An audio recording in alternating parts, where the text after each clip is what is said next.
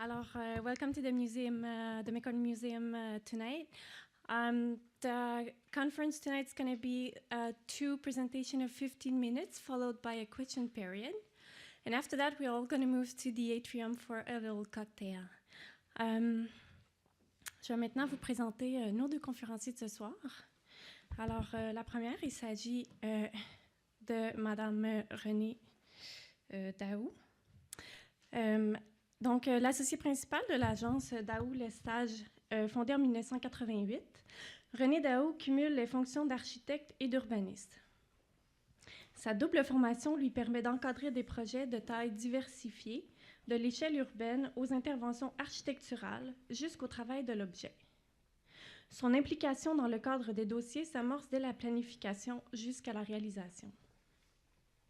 Les projets du quartier international de Montréal, développement stratégique et phase préliminaire, et du centre CDP Capital, premier bâtiment LEED Or du Québec, inscrit au cœur du quartier, pour lequel elle a agi respectivement à titre d'idéatrice et de chargée de projet principal, représentent des défis peu communs dans le monde de l'aménagement. Madame Daou a participé au projet de redéveloppement urbain du site stratégique de Radio-Canada à Montréal, des expériences cumulées qui alimentent aujourd'hui sa réflexion dans le cadre du projet du quartier des spectacles de Montréal. Madame Daou dirige les projets institutionnels de l'agence à Toronto et à Calgary. Mentionnons entre autres la réalisation du Centre of Excellence du campus Glendon de l'Université York, le projet récemment finalisé du George Brown College School of Design et l'actuel George Brown Business School, de même que 2 bâtiments résidentiels pour les athlètes des Jeux para-panaméricains 2015 à Toronto. Renée Daou est membre du comité de développement du Centre canadien d'architecture et du comité de révision du design pour Metrolinx à Toronto. Une des rares femmes à assumer un rôle de leader dans la communauté d'architecture et d'urbanisme, Renée Daou contribue de concert avec son associé Réal Lestage, une équipe solidement établie, tablant sur une réflexion multidisciplinaire à l'édition de lieux de toute échelle, de l'urbain à l'objet. Maintenant, notre deuxième conférencier de ce soir, M. Bourassa. Donc, André Bourassa est architecte associé au bureau de Bourassa-Maillé, situé au centre du Québec. Il est président sortant de l'Ordre des architectes, où il a effectué 4 mandats consécutifs de 2005 à 2013. Leader au Québec dans la conception éco-énergétique et à la recherche de matériaux innovants, il crée et réalise des projets intégrés à l'environnement, équilibrés et fonctionnels. Il écoute, analyse et surtout propose des solutions. Il n'a pas peur de se mouiller, comme on dit. Ses connaissances et son expertise expriment l'utilisation du bon matériau au bon endroit. On ne compte plus les conférences qu'il a données sur maints sujets au Québec, ainsi qu'à l'étranger, notamment sur la qualité de l'air intérieur et sur les aspects écologiques du bâtiment, et à propos de l'architecture, bien sûr. Infatigable, citoyen engagé, libre penseur, disent certains, la mission qu'il s'est donnée d'apporter du mieux-être aux individus et à la planète ne se dément pas. Je laisse maintenant la parole à M. Dino Bombarou, directeur des politiques d'Héritage Montréal, pour vous faire une courte présentation de la thématique de ce soir. Et puis ensuite, on va passer aux présentations des conférenciers. Donc, je vous remercie. Merci, Amélie. Good evening. I know we are extremely grateful to have your presence on this very holy night of the revenge. The return. I was talking to Mr. Marcil, the vice president with the great institution, the Royal Institution for the Advancement of Knowledge, also known as McGill University, who reminded me today that the first official game of hockey was played here on the lower campus when McGill played against, and apparently won, against Harvard. So this Montreal-Boston connection, and surely a gallant friendliness, is not just of tonight. En tous les cas, on voudrait aborder aujourd'hui la question du legs. C'est la fin d'un cycle qu'on a souhaité explorer avec le musée McCord. Suzanne Sauvage, qui est ici présente, en est la directrice générale, et on l'apprécie, c'est un partenaire important. Avec ce thème du legs, c'est un mot qui apparaît de plus en plus. Il y a quelques années, c'était la synergie qui était très présente.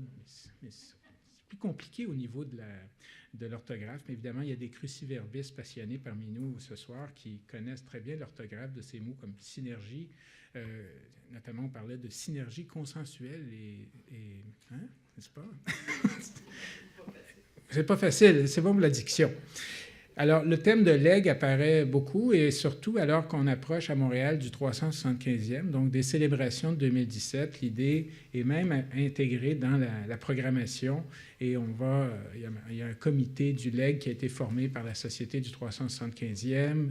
Il y a des projets qui sont avancés. Comment des projets peuvent aller au-delà de l'éphémère? On a des leçons qui se dégagent de Québec 400e, par exemple, où on a eu des spectaculaires activités, mais on a également eu la promenade Samuel de Champlain qui a été conçue par René ici avec nous ce soir.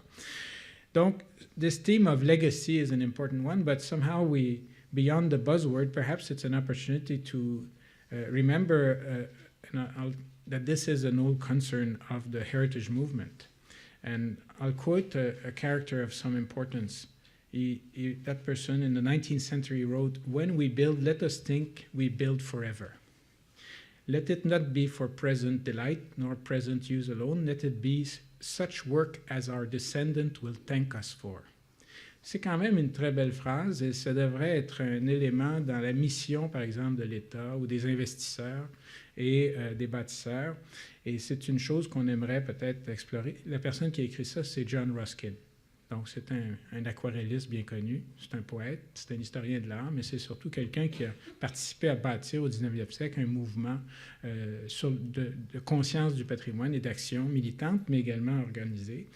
Et c'est intéressant de voir que ça s'est orienté sur le sens de bien bâtir pour demain. Un autre élément intéressant dans cette discussion, c'est, vous savez, on parle de qu'est-ce qui peut nous inspirer, nous, les humanistes montréalais. Bien, prenons le cas de l'armée américaine.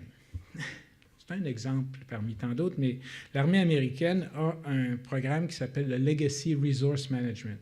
Et ils se sont donnés, à partir des lois du Congrès américain, notamment une loi des années 60, sur le patrimoine, un programme intégré dans lequel ils se donnent des obligations et ils s'en occupent, notamment en collaboration avec la communauté, le public, les citoyens, les civils, on pourrait dire, le patrimoine naturel et le patrimoine culturel qui se trouvent sur les sites de l'armée. Évidemment, il y a certainement des sites qui sont un petit peu moins assujettis à ce genre de règles, on appelle ça la priorité stratégique, mais quand même que l'armée américaine se soit dotée de ce programme qui lui permet, par exemple, de redonner à la communauté des bâtiments patrimoniaux après les avoir restaurés pour des usages publics, d'établir des ententes de collaboration pour créer des espaces verts à partir des bases, là où la nécessité militaire ne l'impose pas.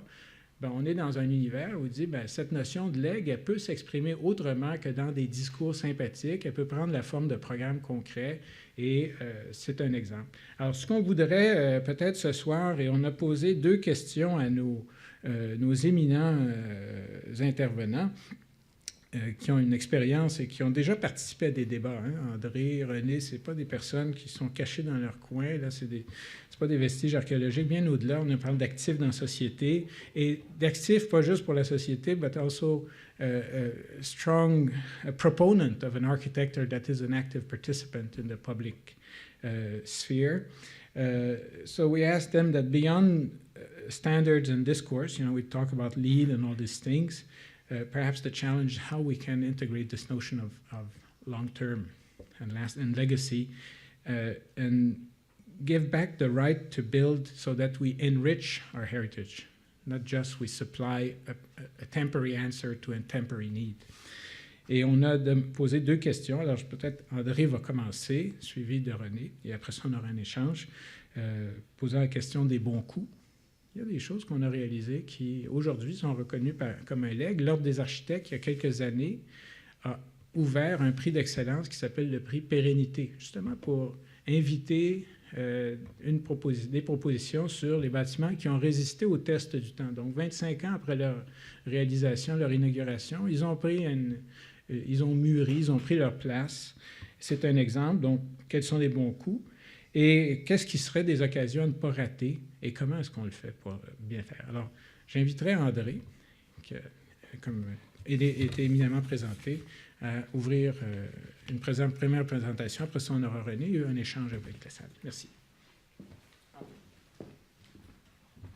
Bonjour tout le monde, ça me fait plaisir d'être là, bien que c'est toujours intimidant, n'est-ce pas, de se commettre ainsi. Je vais faire du pouce d'abord sur ce que Dino mentionnait par rapport au prix pérennité. Je pense que je vais en revendiquer la très, très forte paternité, parce que quand j'étais à l'Ordre des architectes et au comité des prix d'excellence, je peux vous dire que ça ne faisait pas l'unanimité, pas du tout, que de créer un prix pérennité, parce que c'est en dehors du moment, c'est en dehors de la vitesse, du glamour, des prix d'excellence qu'on aime, puis bon, etc., etc. Et ça a été difficile de faire comprendre comment que ça pouvait être quelque chose d'important que de célébrer aussi cette donnée. Être célébré, c'est une chose, mais la durée, je pense que ça a une importance. Je vous amène en voyage. Bon, aussi, peut-être je ne l'ai pas mentionné, mais dans mes petits faits d'armes, à l'ordre auquel je suis assez fier, puis je tiens beaucoup, bien sûr, c'est les jeunes qui sont revenus davantage à la profession d'architecte. On a travaillé très fort pour ça. Ainsi, bien sûr, que de regrouper sous un même toit l'Ordre des architectes et l'association et le fonds d'assurance, etc. Ça aussi, ça n'a pas été simple. Il y a deux aspects principaux qu'on va faire ressortir. C'est la notion de bon gestionnaire versus le legs. Je pourrais d'entrée de jeu vous dire qu'aujourd'hui, un bon gestionnaire, c'est quelqu'un qui ne lègue rien, c'est quelqu'un qui consomme. Je parle de bon gestionnaire caricaturalement décrit. Ce que je fais beaucoup de dérision quand je dis ça, évidemment, parce qu'un bon gestionnaire, c'est quelqu'un qui voit plus loin que sa seule génération, malheureusement, qui est au bout du jour. En ce moment, c'est vraiment pas ça, et c'est ça qu'on va développer un petit peu. Et malheureusement, le constat général qu'on peut faire, c'est que les concepteurs du bâtiment, architectes, ingénieurs, urbanistes, sont en ce moment tenus en laisse, mais véritablement en laisse, par les grandes firmes comptables, les grandes firmes d'avocats, ce qui fait que c'est eux qui sont les véritables concepteurs du bâtiment maintenant et qui disent, par personne interposée, par gestionnaire interposé, « René, fais-nous ça standard, carré, standard, puis que ça ne dépasse pas les coûts. » C'est extrêmement important, c'est extrêmement pernicieux, parce que si un gestionnaire, si quelqu'un a un minimum, un tant soit peu de vision par rapport à ce qui s'en vient, ben, il se fait rabattre le caquet comme de quoi qu'il n'est pas un bon gestionnaire. Je peux vous dire que dans un créneau complètement différent, étant sur le conseil d'administration de la Régie du bâtiment, je peux vous dire que ces aspects-là sont très, très, très souvent soulignés, soulevés, et que ce sont des enjeux majeurs. Dieu merci, ce n'est pas tout à fait la même approche au conseil d'administration du quartier international à Montréal, où je suis aussi. C'est deux mondes de différence. Je vous amène en campagne ce soir, je fais exprès, parce que quand Dino a parlé de legs, il s'est arrivé que dans les récentes semaines, sur plusieurs projets que j'amorce, c'est véritablement ce que des clients citoyens, d'où pour ça que j'ai appelé ça une volonté citoyenne, où des citoyens nous disent « Ce que je te demande là, pour moi, dans ma situation, dans le contexte où je suis, ça constitue un leg. » Vous allez voir, c'est très modeste. C'est 3 projets, je vous présente 3 projets en démarrage, en partance, mais extrêmement récents, mais qui ont chacun le point commun que c'est des gens qui sont conscients de ce qu'ils font. Ils font un leg de quelque chose. Et qui vous démontrent que très souvent, il y a une volonté citoyenne plus grande pour les legs, pour l'architecture de qualité, que la volonté des structures d'État qui sont véritablement corrompues par cette mauvaise, fausse notion de bon gestionnaire. Donc là, pour avancer cette belle petite machine, ça doit être quelque chose comme ça. Donc, je vous présente 4 situations. Une municipalité, vous allez comprendre. Un propriétaire rural, je vous dis, je vous amène en rase campagne, véritablement.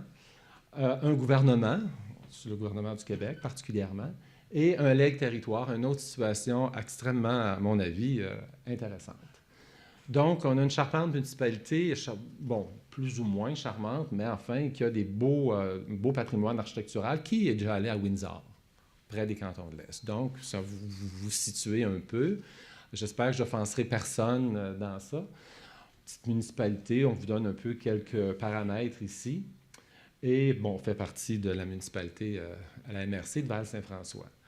Alors, on m'appelle, un groupe m'appelle d'un organisme sans but lucratif pour me dire la municipalité a libéré son ancien hôtel de ville et veut s'en départir. Jusque-là, ça va.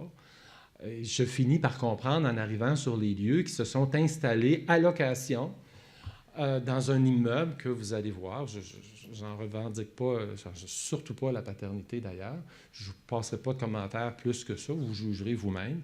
Alors la municipalité, je ne pense pas qu'ils ont fait un événement d'architecture ou un concours d'architecture. Ils s'installent dans un nouveau bâtiment. Et là, l'ancien hôtel de ville, qu'on va voir, les citoyens ont dit, on ne veut pas que vous démolissiez cet hôtel de ville. On veut en faire quelque chose. La notion de legs, de continuité citoyenne s'installe dans... Là, je n'ai pas pensé de me timer, par exemple.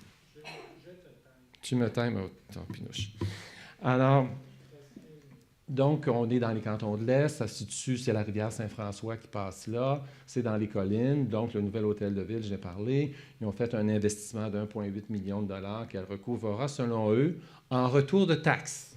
Intéressant, la logique aussi. Alors, voilà la chose. Ils se sont installés dans ce bâtiment qui, je vous jure, quand vous le voyez en personne, c'est quelque chose. Bon. Alors, c'est en plus associé à une compagnie d'assurance qui assure tout le milieu rural au Québec, ceux qui ne connaissent pas Promutuel, qui assure des bâtiments campagne ici. C'est tellement intéressant, juste la notion de risque, parenthèse, que vous sachiez qu'il y a très peu de compagnies d'assurance qui assurent un immeuble à Montréal et un immeuble en campagne. Moi, j'ai les deux. J'ai un immeuble à Montréal, j'en ai plusieurs en campagne. Et c'est un cauchemar que d'assurer parce que ceux qui gèrent le risque rural ne gèrent pas le risque urbain et vice-versa. Parenthèse. Donc, la municipalité s'est installée là. Alors, quand j'étais dans l'hôtel de ville qu'ils viennent de laisser, je vois en face cette vue des nouveaux locaux de l'hôtel de ville de Windsor. C'est quand même, il faut le faire. Alors, puis il y a même, on voit ici là, l'adaptation au sol. Alors, on a des fenêtres qui donnent sur le mur. Il faut le faire. On est dans un terrain en colline, là, à flanc de côte vraiment majeur. C'est la rue principale qui passe juste à côté de ce mur-là. Alors, imaginez la slush qu'ils vont ramasser là-dedans. Je pense que c'est la notion d'entrée, que c'est plus une porte, on repassera. Alors, ça, c'est le petit ancien hôtel de ville. Alors, la vue que je vous ai montrée tantôt, j'étais là, puis j'ai vu l'hôtel. Alors, vous pouvez comprendre, peut-être, que même si c'est un hôtel de ville de 1930 assez modeste, que les citoyens soient touchés puis qu'ils ne veulent pas que ça tombe sous le pic des démolisseurs. Encore une fois, on ne parle pas de prouesse architecturale là, mais quand même, pour Windsor, compte tenu du fait aussi que l'hiver dernier, l'église a brûlé complètement, donc ça fait un choc patrimonial sur des enjeux importants pour les petites communautés.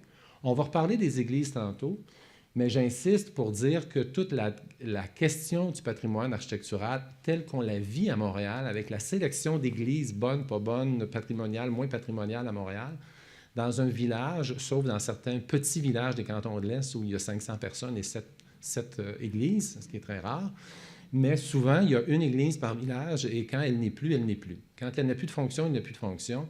Donc, c'est vraiment, ce qu'on peut dire, extrêmement déstructurant sur la vie et la perception des gens. Donc, tout simplement, on commence un projet qui va être de récupérer ce bâtiment-là pour en faire une maison. Vous voyez l'échelle de petits bâtiments à côté, la petite maison de briques rouges, remarquez sa façade à côté avec le dynamisme de ses ouvertures. Moi, ça me fait triper. Alors ça, c'est l'hôtel de ville qu'ils avaient. Alors, on va faire un projet avec ça. Alors, il y a une volonté de le conserver. Bon, puis là, les vocations, c'est des groupes qui s'installent là-dedans, mais des groupes qui fonctionnent, qui sont très structurés, qui ont pignon sur rue dans des endroits incroyables, moins intéressants, et qui installent là-dedans, bon, une petite planification a été faite, je vais rapidement, mais qui installent là-dedans, un espace pour... voyons, le mot m'échappe. Un organisme social, on a des groupes de recherche d'emploi, voyons, le mot m'échappe, c'est-tu bête, d'économie sociale, il faut que je retourne pour le trouver. Et imaginez que dans le bâtiment, là, tel qu'il est là, on a le bureau du député provincial, du député fédéral. Alors, Ça va s'appeler, évidemment, je l'espère, une maison de l'emploi, et puis on arrive avec ça. Donc, ce qui est intéressant là, c'est que, à mon sens, en tout cas, dans le sens du legs, c'est que la municipalité qui n'a pas, à mon avis, la notion de legs pour sa propre structure municipale, qui n'y voit pas, qui s'est associée dans un bâtiment dont on pourrait questionner l'intégration architecturale puis la qualité architecturale dans le centre de Windsor, bien, ce sont les citoyens qui disent aux élus municipaux, non, on ne veut pas que vous détruisiez ça. Mais c'est dommage parce qu'il aurait fallu qu'il y ait une volonté citoyenne pour dire aux mêmes élus, si les élus étaient porteurs de vision dans ce cas-là, ils auraient pu dire ce qu'on va faire va être un legs. Mais là, ce qui a été fait là comme location d'espace, ce n'est pas véritablement un legs, à mon sens. Je vous parle d'un propriétaire rural maintenant, d'une dame qui est propriétaire je dirais, milliers d'acres de terrain, tout près de Victoriaville. Et il y a plusieurs années, bon, je vous explique, ça c'est un pointeur, oui. Alors, c'est dans une municipalité, encore une fois, très, très colline. On a un chemin ici, et les propriétés dont on parle, c'est ça ici. Alors, il y a, mon Dieu, 15-20 ans maintenant, une dame très préparée, elle me dit, je veux une maison ici, je veux une maison qui est... Elle savait qu'on avait fait des maisons cheminées, elle avait vu plein d'affaires qu'on avait faites déjà. On est architecte dans ce coin-là quand même depuis 30 ans. Et je veux une maison qui ondule, je veux un projet. Sa commande était, je veux une maison dont tu vas être fier toute ta vie, dont je serai fier toute ma vie. Elle a fini par me dire, après, tu as fait une robe du soir que seul moi peux porter, etc., etc. Alors, on est en campagne dans des collines comme ça, avec, vous voyez, petit bâtiment ici. La maison qui avait été faite sur le haut de la colline il y a X temps, avec extrêmement d'audace pour l'époque, en tout cas,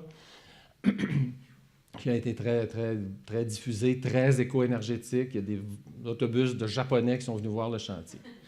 Je vous jure, c'est impressionnant. Parce que des fois, on pense que parce qu'on est en milieu rural, qu'on ne sort pas ou qu'il n'y a personne qui vient nous voir, oubliez ça. Des fois, on a de la visite d'aplomb. Elle a, la dame, aussi une maison patrimoniale. C'est une dame qui, en termes d'architecture, a de l'audace. Elle a une maison patrimoniale et parce qu'au fait, dans la commande de son premier projet, elle m'a dit, moi, je n'ai pas d'enfant, j'en aurai pas.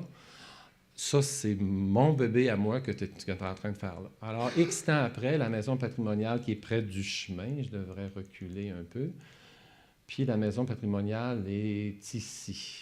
Vous voyez? Alors, il y a des bâtiments agricoles ici, d'une autre époque, et il y a ici la maison patrimoniale. Donc, ça, c'est l'entrée. Ici, il y a le chemin qui mène à la maison qu'on a vue tantôt.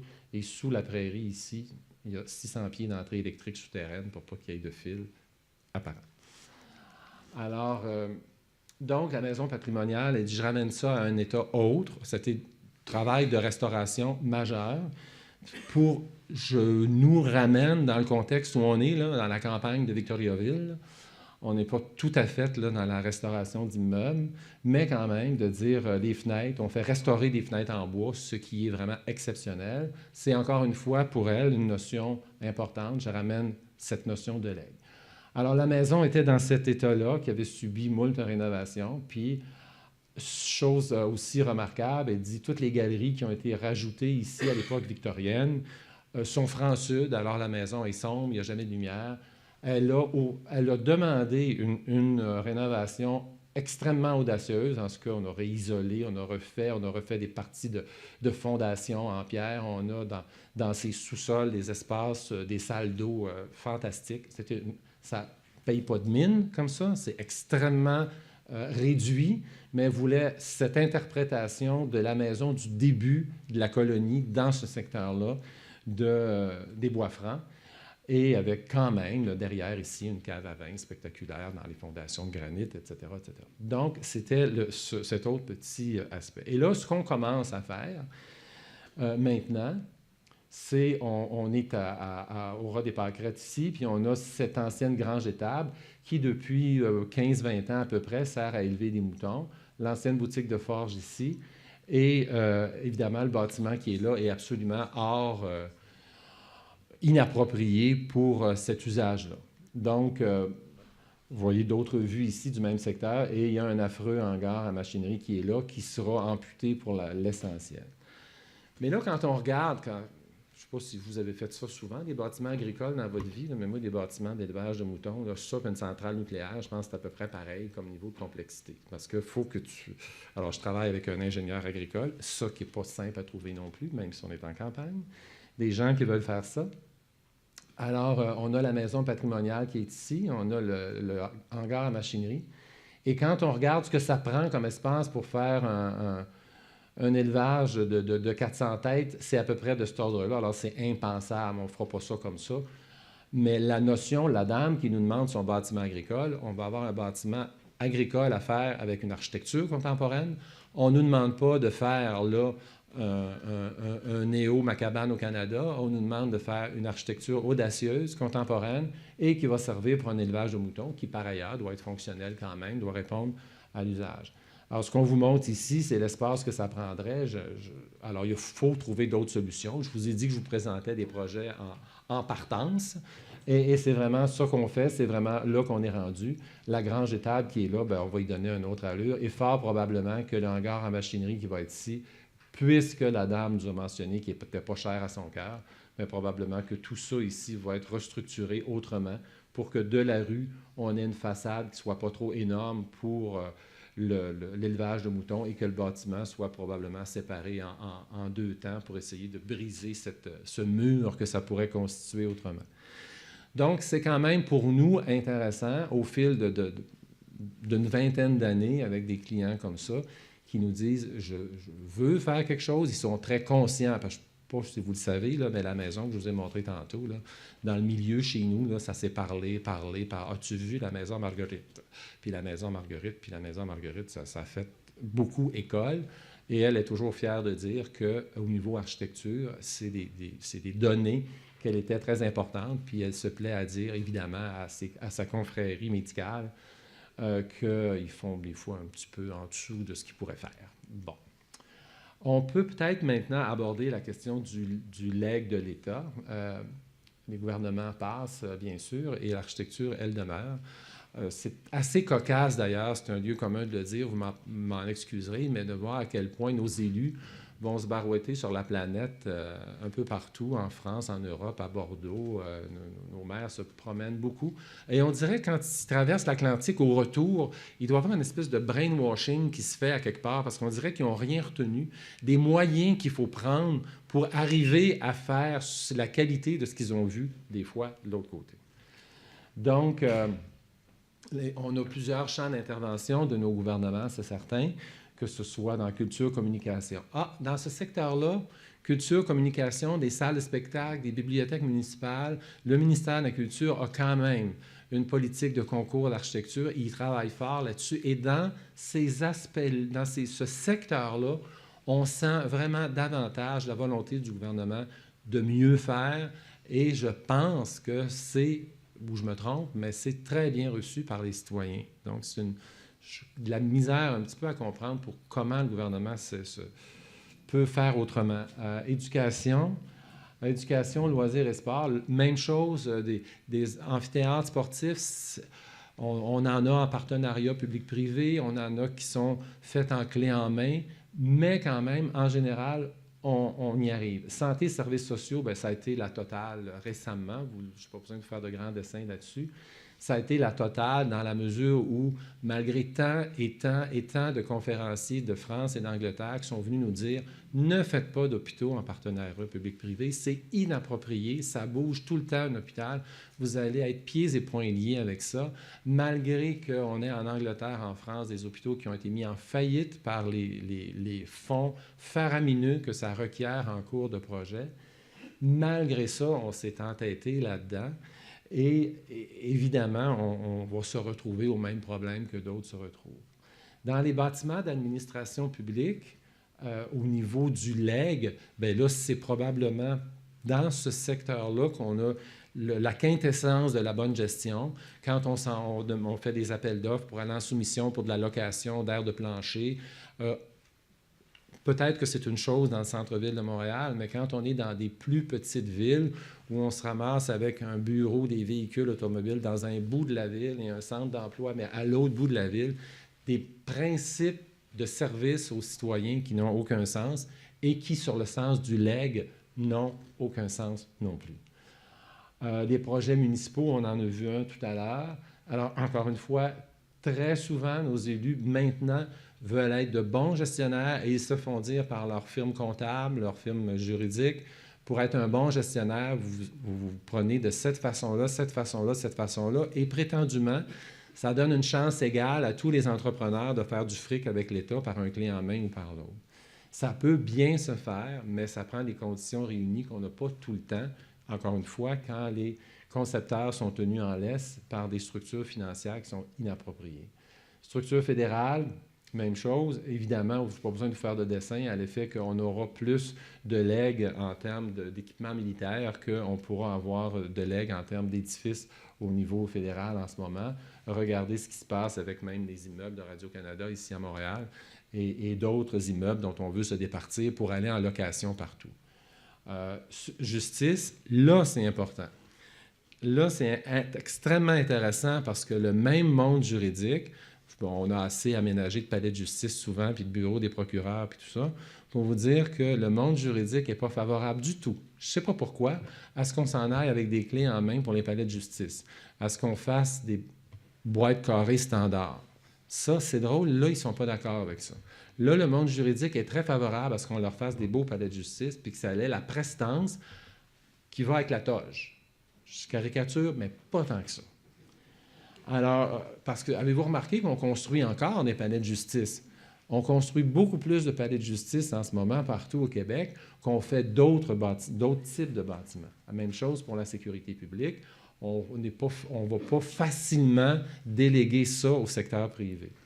Alors, personnellement, interprétation de bottine, si vous voulez, mais moi, j'y vois vraiment une association très grande avec l'influence du monde juridique dans tous ces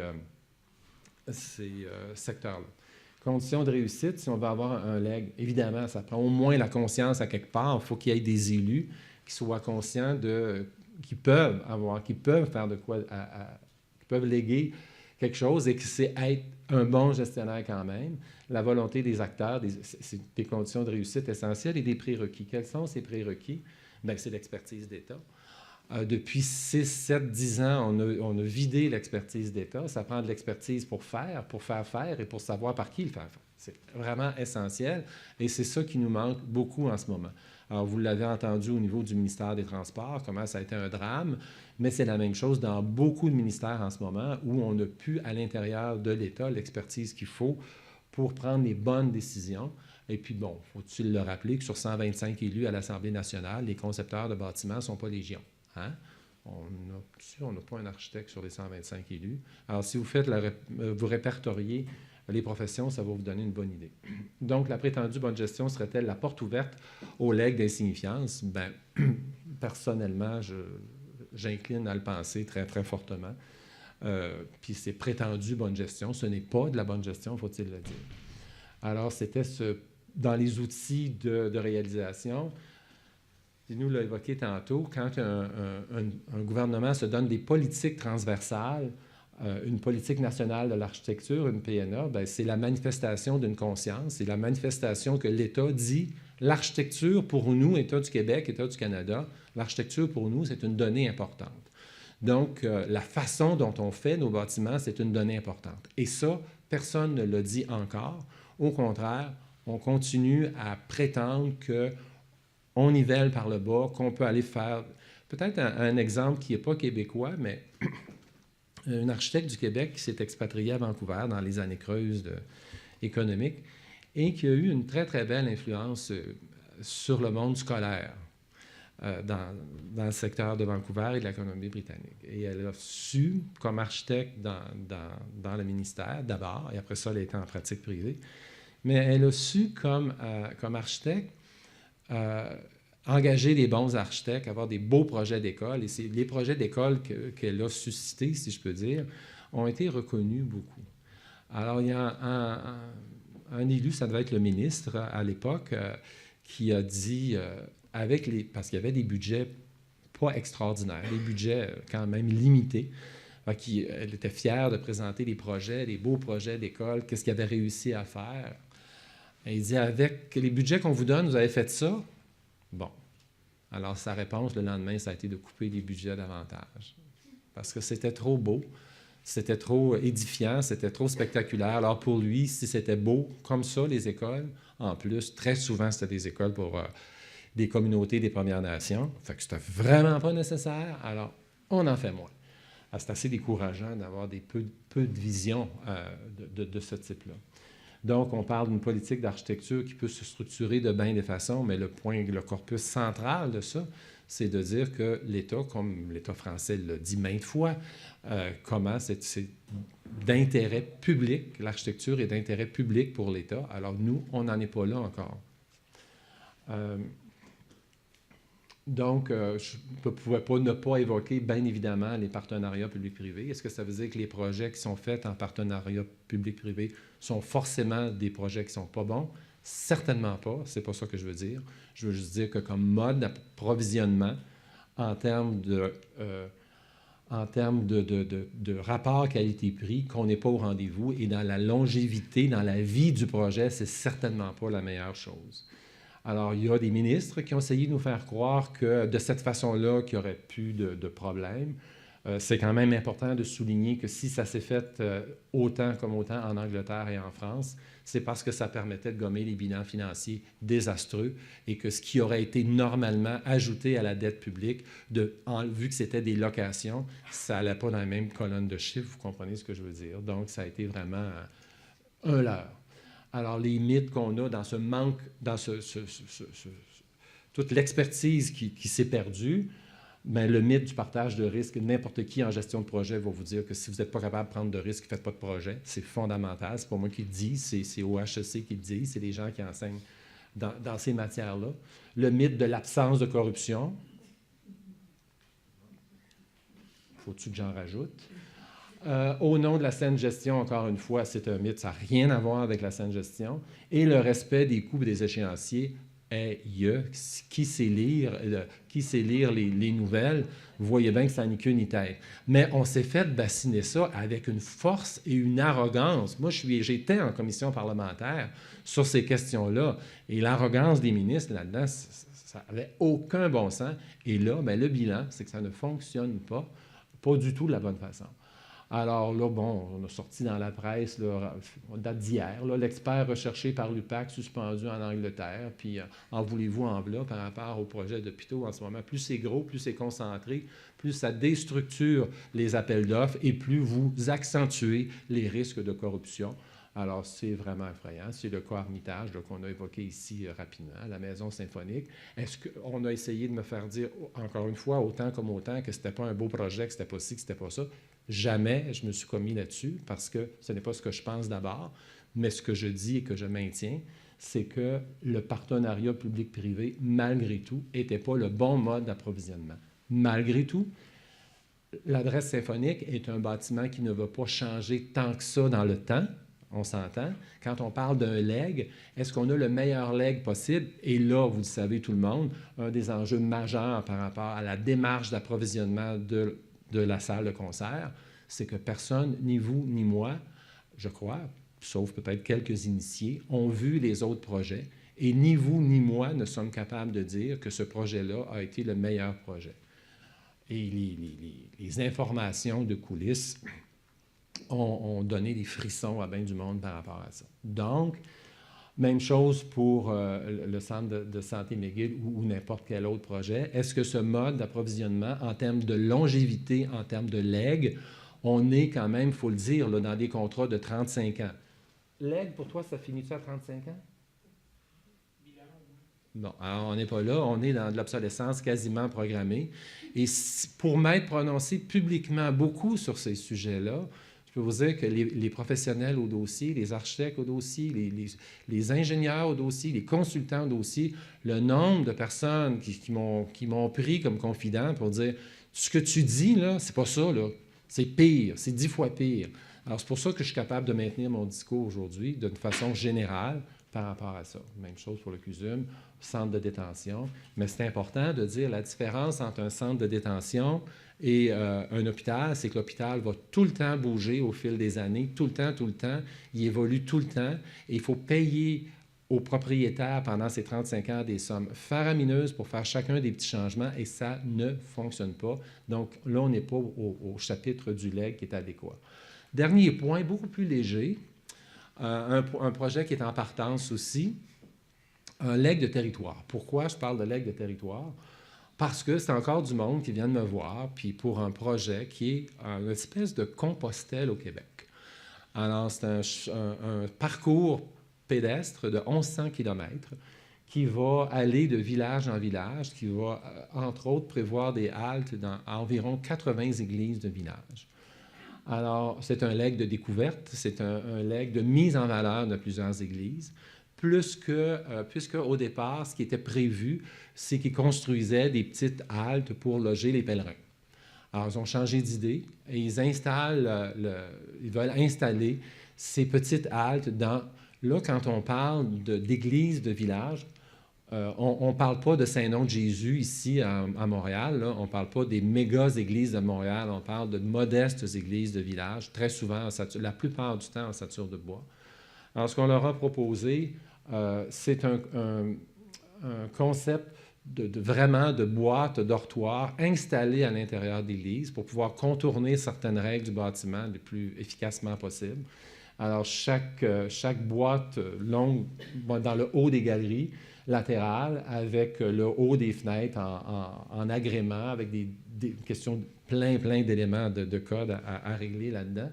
Mais c'est quand même un concept qui laisse pas mal l'entièreté de l'Église telle qu'elle est sans intervenir dans toute la dorure. Alors, le point de partance, c'est Saint-Adrien, une église, et là, vous pouvez en avoir des églises, en voulez-vous, en voilà. Mais l'allure générale de la plupart des églises, c'est à peu près toujours avec des galeries latérales, avec une voûte dans la nef centrale, ainsi de suite. Donc, comment on intervient? Et, on intervient de plus en plus parce que dans nos petites villes, plusieurs églises sont annexées à des écoles de différentes façons. Donc, puis encore une fois, ces gens-là nous ont amené le même terme. Il a dit, pour nous, ce qu'on a eu dans la vie, on a eu ceci, cela, ce qu'on veut partager, ce qu'on veut léguer, c'est quelque chose qui est territoire, qui est bâtiment, qui est expérience, etc., etc. Donc, c'est une volonté citoyenne, là, importante. Donc, ce que je dis, c'est que la volonté citoyenne se substitue de plus en plus au manque d'initiative et d'expertise d'État. Et puis, c'est pourquoi que la politique nationale d'architecture est extrêmement importante. En même temps, malheureusement, encore une fois, ce ne sont pas les lobbies juridico-comptables qui vont appuyer cette démarche-là. Alors, je pense que ça, il faut comprendre les enjeux. On parle beaucoup des firmes d'ingénieurs, dont certains ingénieurs ont vraiment mal agi, pas besoin de le dire, plus davantage. Mais comme sur l'ensemble des ingénieurs, moi, je suis persuadé que comme plus-value au bâtiment, j'ai vraiment plus besoin des ingénieurs comme collaborateurs pour la plus-value des projets qu'on fait que j'ai besoin de comptables et d'avocats. Je ne dis pas que les comptables et l'avocat, ça n'en prend pas. Je veux juste dire qu'il y a un débalancement du pouvoir en ce moment. Alors, en finissant, cette église-là, on va l'annexer à une école pour des services et celle-là, on vient de l'annexer à une autre école dans la perpétuation de certains volumes de bâtiments. Bien, ce qui était l'église est devenu un gymnase avec une passerelle vers l'école. Merci beaucoup. C'est le temps que je finisse, c'est ça? Je ne suis pas pire dans le temps? Merci beaucoup de votre attention.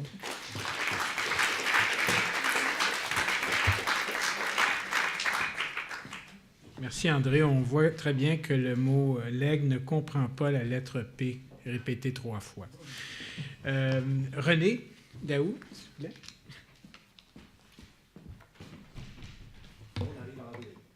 Oui, on arrive en ville. Bon, bonsoir à tous. Merci, en fait, à Héritage Montréal et puis merci au Musée McCourt de nous recevoir ici aujourd'hui. Moi, j'ai abordé effectivement la question, en fait, de façon plus littérale, puis Dino m'a dit, il faut que tu parles de la caisse, il faut que tu parles de la caisse, il faut que tu parles de... Bon, alors, donc, je vais vous parler quand même de la caisse. Mais oui, c'est pas grave, mais en fait, en tentant de répondre à la question.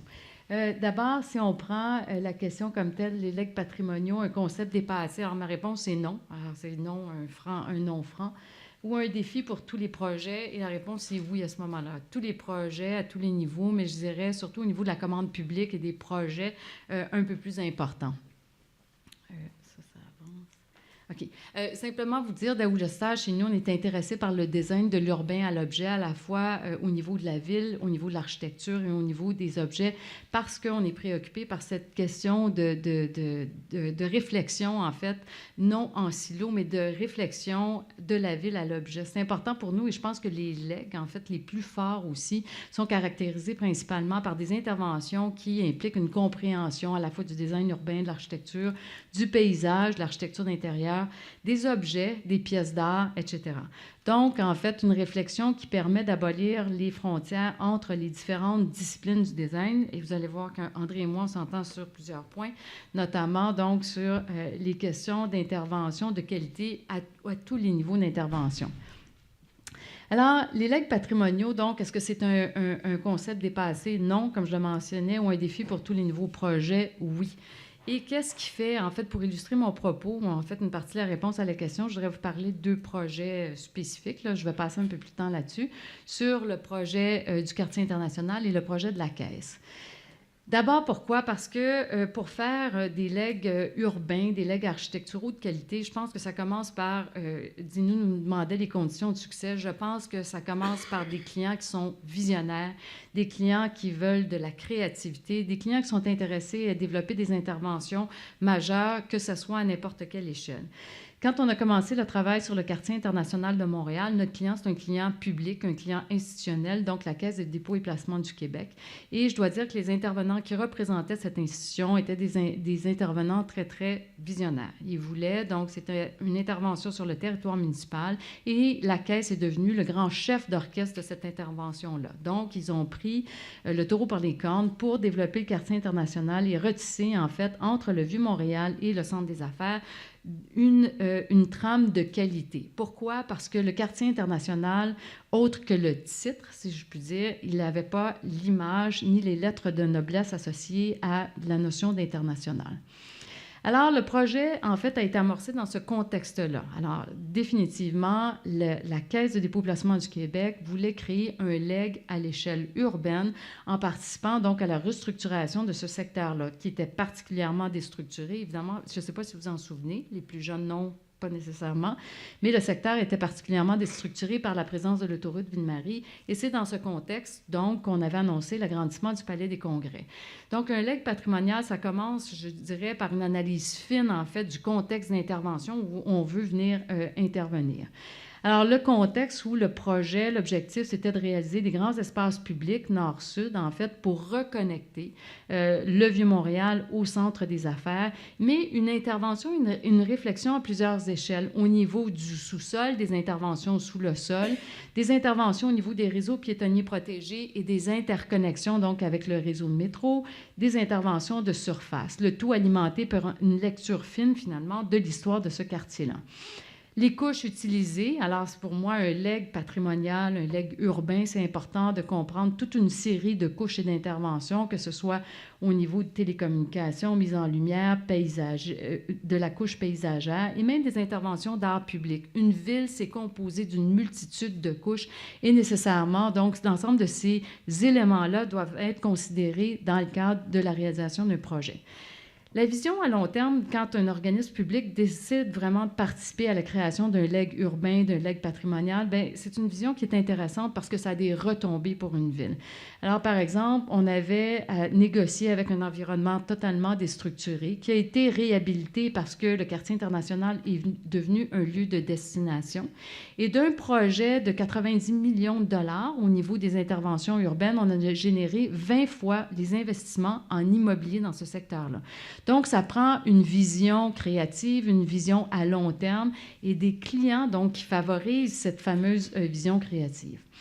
Il faut travailler aussi avec le génie du lieu. Il reste qu'à Montréal, quand on fait des legs à Montréal, à Québec, en fait, dans la province ici, la province, elle a une personnalité très spécifique qui n'est pas la même que Toronto, qui n'est pas la même que Calgary, qui n'est pas la même que les provinces dans l'Est.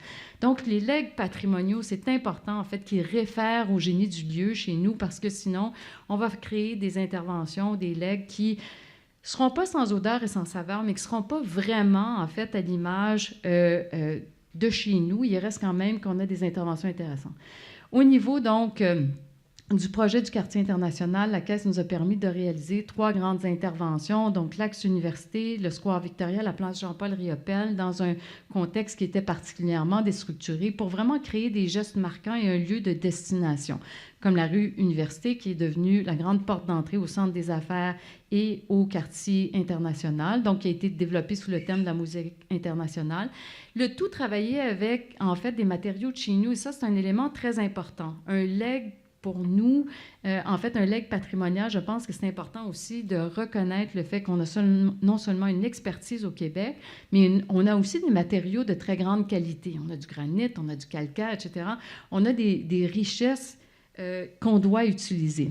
Le Square Victoria. Alors, le Square Victoria, c'était son image historiquement, et évidemment, il a été complètement charcuté à l'époque par ce qu'on appelle un urbanisme véhiculaire. On a complètement déstructuré cet espace-là au profit de la circulation véhiculaire. Alors, donc, les interventions qui ont été faites, ça a été de ramener les traces du square historique. Donc, le legs, en fait, s'inscrit directement sur l'histoire ou a voulu révéler encore une fois les traces de l'histoire. Évidemment, la reine a été relocalisée. On ne colle pas toujours à la réalité. La reine a été relocalisée. Le souci du développement durable était super important dans le cadre du projet, donc avec replantation d'arbres, de végétation, grands alignements de fontaines, en fait, pour faire référence au caractère victorien qui avait eu préséance, si vous voulez, à la conception du square historique. Bon, ces espaces-là, ils doivent être intéressants, donc en tout temps, de jour, de nuit, etc. C'est intéressant de voir notre comportement quand on va en vacances dans les lieux à l'extérieur. On va voir les plus belles places au monde, on va voir les plus beaux musées, les plus beaux bâtiments, etc.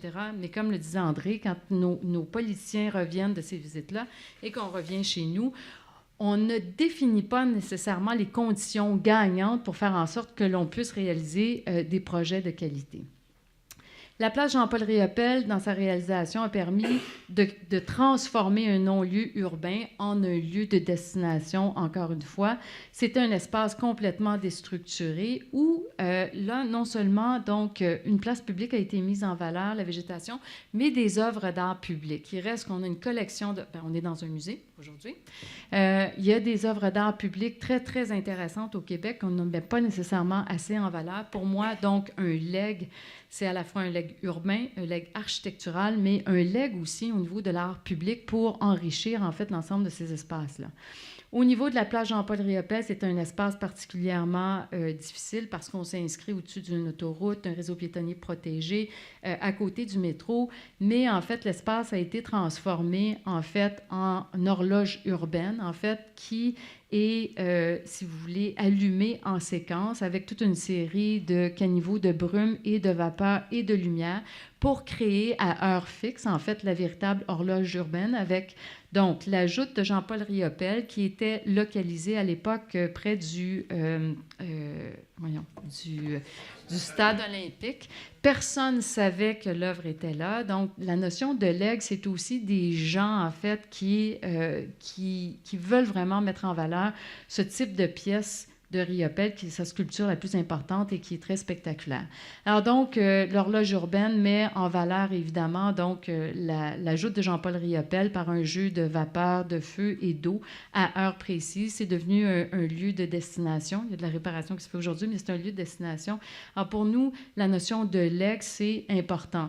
Pour faire un bon projet, on dit souvent ça prend un bon client. En fait, pour développer des legs de qualité, évidemment, ça prend non seulement des clients, en fait, des clients proactifs, des clients visionnaires et des clients qui visent sur la créativité de façon importante.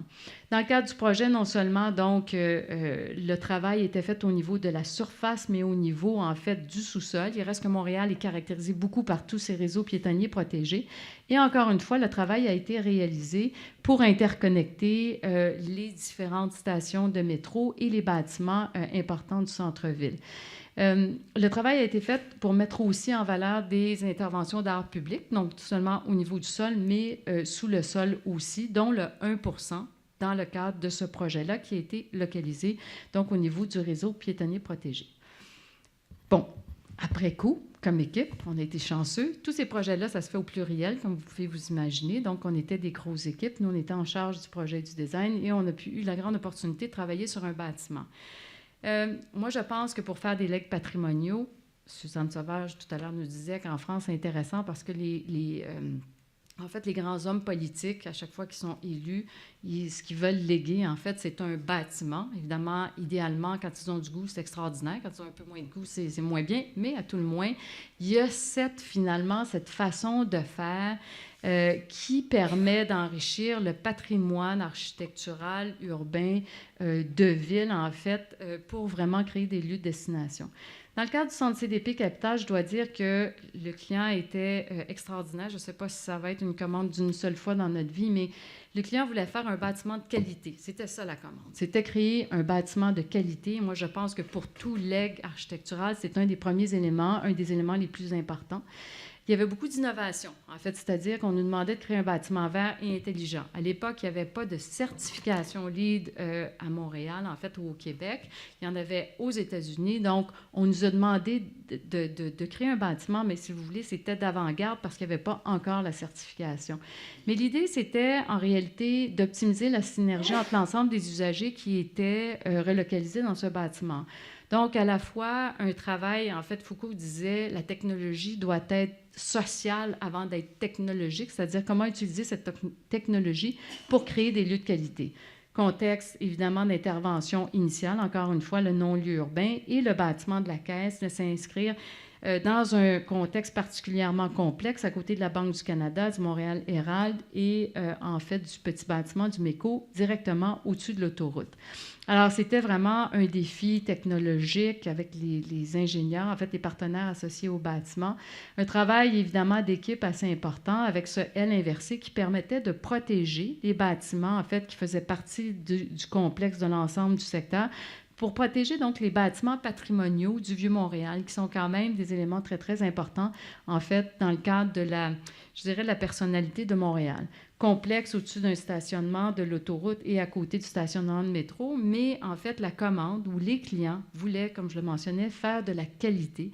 Alors, ils étaient au rendez-vous, non pas pour nous dire, en fait, pour que l'on trouve des solutions, je vous dirais, de qualité. Ils voulaient vraiment faire un bâtiment de stature internationale à l'image, finalement, de l'institution.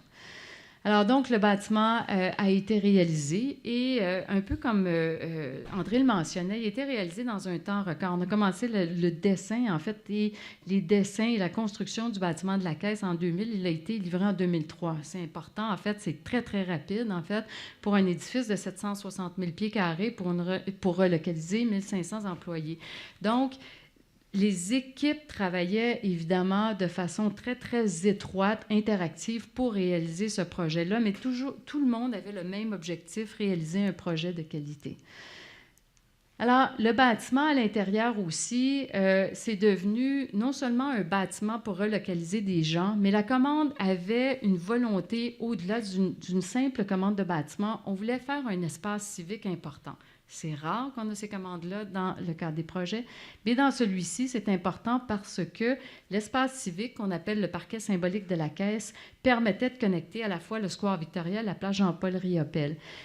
C'est rare un bâtiment à Montréal qui s'inscrit sur 2 places. Et en fait, le client, donc la Caisse, voulait vraiment poursuivre tous les gestes qui avaient et compléter les gestes qui avaient été amorcés au niveau de l'échelle urbaine.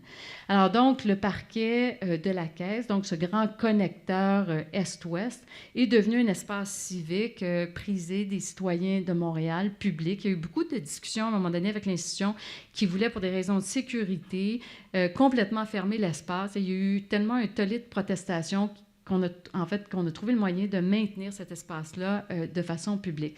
Alors, c'est un legs à la fois urbanistique, architectural, mais même au niveau du grand geste civique comme tel, qui est très, très utilisé tant à l'intérieur qu'à l'extérieur et qui magnifie évidemment la présence des bâtiments du Vieux-Montréal, dont le MECO. C'est un grand théâtre civique, un grand théâtre urbain qui a été travaillé à la fois au niveau, donc, de son plafond, de son plancher, et qui met en vitrine, évidemment, la salle d'arbitrage de la Caisse, le poumon financier de l'institution, qui est le véritable parquet. Alors, on a un parquet symbolique pour les gens, pour les Montréalais, mais le parquet, le véritable parquet poumon financier de la Caisse.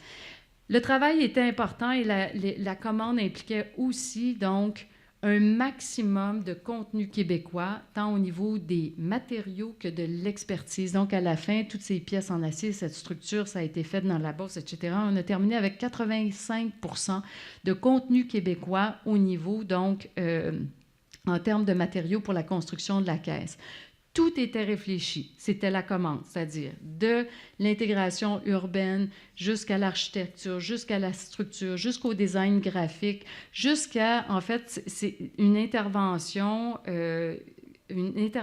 en fait, intégrant, je cherche mon terme français, c'est state of the art, donc state of the art au niveau donc de tout ce qui était octroi de lumière naturelle à l'intérieur du bâtiment pour avoir un bâtiment très, très performant, donc au niveau des planchers, des espaces à bureaux. Un bâtiment tout en transparence, donc ouvert sur l'extérieur. Et vraiment, donc, une des très grandes préoccupations, c'était d'octroyer un droit à la lumière naturelle à l'ensemble des intervenants, que ce soit les intervenants qui y travaillent ou les intervenants qui visitent. Une préoccupation au niveau de la peau, en fait, un mur neutralisant très complexe d'un point de vue technologique. Et le client, pour permettre de réaliser ça, investit des budgets dans la recherche, dans la réalisation de prototypes, etc. Donc, si on veut faire des interventions, à un moment donné, il y a des décisions. On ne se faisait pas dire, en fait, il faut que vous coupiez, en fait, au niveau de... Au contraire, on nous permettait de développer avec les outils qui devraient être utilisés dans le cadre de ce type de réalisation-là. Donc, tant au niveau donc, de l'enveloppe, au niveau structural, la mise en lumière, etc. On nous a même dit à un moment donné, on devrait démocratiser l'art public. On veut que ce soit un espace civique, on a des interventions d'art public, il y a un 1% associé au bâtiment. On veut faire plus. On a des pièces d'art, mais on voudrait les rendre visibles à l'ensemble des intervenants du secteur. Donc, des pièces comme Daudelin, Irène Wetton qui a fait une pièce magnifique qui s'appelle Yama, Geneviève Cadieux qui a fait une pièce qui a été localisée à l'extérieur. Donc, l'ensemble des espaces publics sont habités par des tableaux, des sculptures, des interventions d'art public, que ce soit donc au niveau des étages, du rez-de-chaussée et même sous le sol où est localisé le 1%. Alors donc, une vision là, du début à la fin pour permettre la réalisation d'un espace de qualité. Même le mobilier, on nous avait demandé de faire le design du mobilier pour s'assurer qu'il soit fabriqué au Québec et qui rencontre parfaitement donc les prescriptions, ou en fait la commande des besoins du client. Alors, une commande de rêve donc, mais moi je pense que pour réaliser le patrimoine de demain, ça prend vraiment cette vision ou cette volonté de réaliser de la qualité. Alors, le concept est-il dépassé? Non. Est-ce que c'est un défi? Oui, pour tous les projets de différentes tailles, mais surtout pour nos projets publics. On est confronté, en fait, quand on regarde la définition de legs, en fait, c'est ce qu'une génération transmet aux générations suivantes. C'est important, ça, c'est vraiment important. Si on laisse des bâtiments de piètre qualité qui consomment des argents importants pour leur entretien, c'est pas un bon legs qu'on fait. Et malheureusement, c'est la façon dont le Québec pense aujourd'hui pour la réalisation de ces interventions, pour la réalisation de plusieurs de ces interventions, je devrais dire. On travaille à l'heure actuelle, en fait, André en a parlé, un des plus grands ennemis à l'heure actuelle, c'est la notion des PPP, le mode de mise en œuvre, en fait, avec les PPP. On termine les bâtiments à Toronto pour le projet panaméricain. Ça a été une bataille de tous les instants pour avoir un minimum de qualité parce que tout ce qui était important, et la seule façon qu'on a pu réussir, c'est qu'on était plusieurs équipes d'architectes. On a fait front commun. On s'est battu pour avoir un minimum de qualité, mais ça a été une bataille de tous les instants pour avoir un minimum de qualité dans le cadre de cette réalisation-là. Donc, qu'est-ce que ça prend, les conditions gagnantes? Bien, ça prend une stratégie de mise en œuvre qui est créative et qui permet la réalisation de la qualité dans le cadre des projets. Les PPP, ce n'est pas la panacée parce que les PPP, c'est ce que j'appelle, moi, de l'architecture légale et de l'architecture comptable. Ça commence par les avocats qui débarquent, qui vont vérifier si on ne pourrait pas densifier, faire ceci, faire cela. Ça commence par les comptables qui se font des batailles de chiffres et on ne parle pas du tout d'architecture. Or, qu'est-ce que c'est l'architecture? C'est l'art de concevoir et de bâtir un bâtiment selon des parties esthétiques et des règles techniques déterminées. Jacques Chartrand, ingénieur en structure que tout le monde connaît bien, me mentionnait en fait pour lui, l'architecture, c'est l'art et le commerce. Or, aujourd'hui, en fait, on ne parle que de commerce quand on parle d'architecture et on ne parle plus d'art du tout.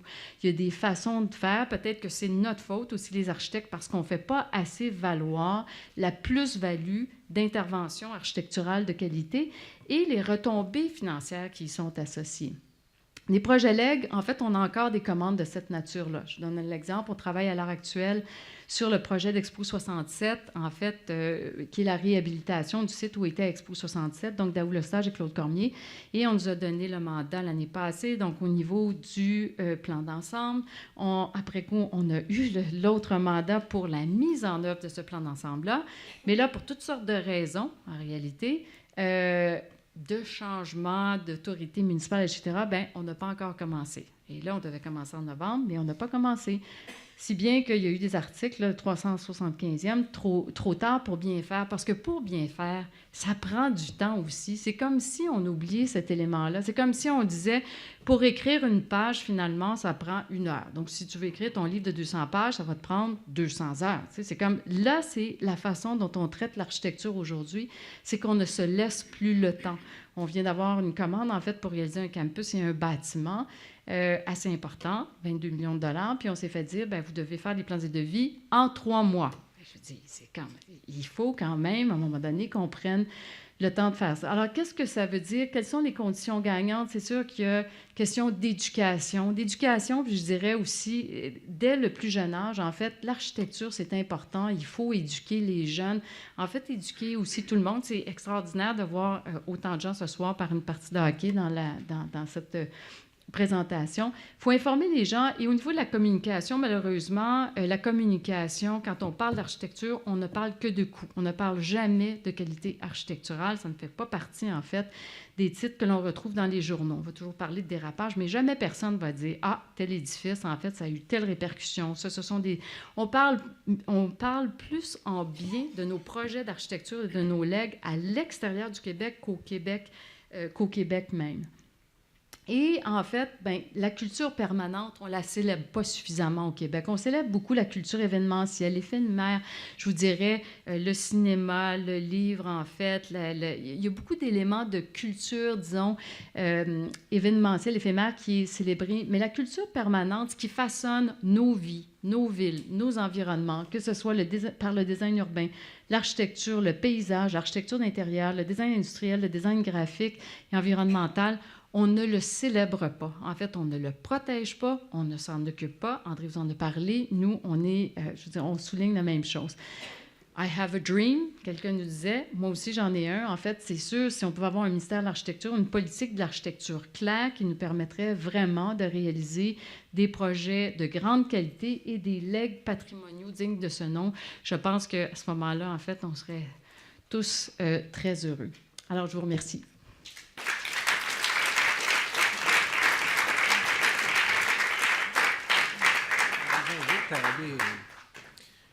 Merci René.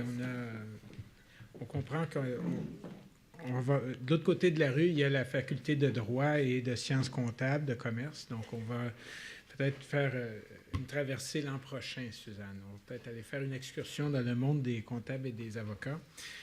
Mais je voudrais remercier nos deux intervenants. C'est vrai qu'il y a des points communs. Ce n'est pas un débat contradictoire, d'ailleurs. Peut-être que la notion de legs a besoin de plus d'aide que de délibération en contradiction. C'est presque une notion d'avant-garde à sa façon. Hein? C'est une mission, effectivement. Alors, on voudrait peut-être avoir un échange, vous offrir la possibilité. Moi, je retiens cette notion de client, de communauté, hein? D'une certaine continuité, pas par rapport au passé, mais par rapport à l'avenir. Cette notion de culture permanente que tu nous avais, c'est vrai qu'on valorise tellement, finalement, comme c'est Gérard Baudet qui disait, on peut voir qu'on est au Québec simplement en se promenant en avion, en traversant la frontière, en voyant que le territoire a une architecture à l'échelle du territoire qui est distincte, mais tous nos efforts sont concentrés sur la langue et le software, non pas le where. C'est intéressant. Enfin, je peux ouvrir un autre débat, là, on en a déjà assez. Mais une chose, moi, j'aimerais... j'écoutais ça, puis je me disais, est-ce qu'il y a moyen, à partir du modèle américain, maybe the Article 106 I was referring means that every dollar of the U.S. budget has to be accountable on the issue of historic preservation. It doesn't mean that everything is frozen as monument, but every expense has to be assessed in terms of its possible impact, which is already something. But est-ce qu'on pourrait avoir les budgets du Québec au complet qui est un critère LEG? C'est-à-dire, on a vu avec, prenons le cas du fédéral parce que ça aide de parler du fédéral, c'est un peu distant, mais dans les années 60, on a construit un grand pont qui a été fait très vite. Hein? À peu près tout ce qui a été décrit ici a été accompli, puis ça nous a donné un pont Champlain qui est extrêmement utile, mais qui est en train de tomber dans le fleuve. Donc, il a été peut-être bien conçu en général, mais dans le détail, pas tellement. Construit, c'est pas sûr. Et entretenu, on le sait qu'on l'a transformé dans un gros bloc de béton armé dans de la saumure, ce qui est comme suicidaire au niveau technique. Si on avait eu cette notion de legs, ça aurait peut-être amené toutes les évaluations du projet à se dire qu'est-ce que ça va donner dans 50 ans. Puis 50 ans, c'est rien. Le pont qu'ils sont en train de lancer maintenant, c'est pour 125 ans qu'ils veulent le faire. Ils ont appris leur leçon. Qu'est-ce que vous pensez de cette idée par rapport à ce que... Et évidemment, c'est en lien avec l'idée des politiques, c'est en lien avec l'idée des pratiques, de la culture. Est-ce qu'on serait prêt à accepter une condition, à mettre sur chacun de nos dollars dépensés cette notion que ce n'est pas pour créer une hypothèque pour la prochaine génération, mais bien un legs? André?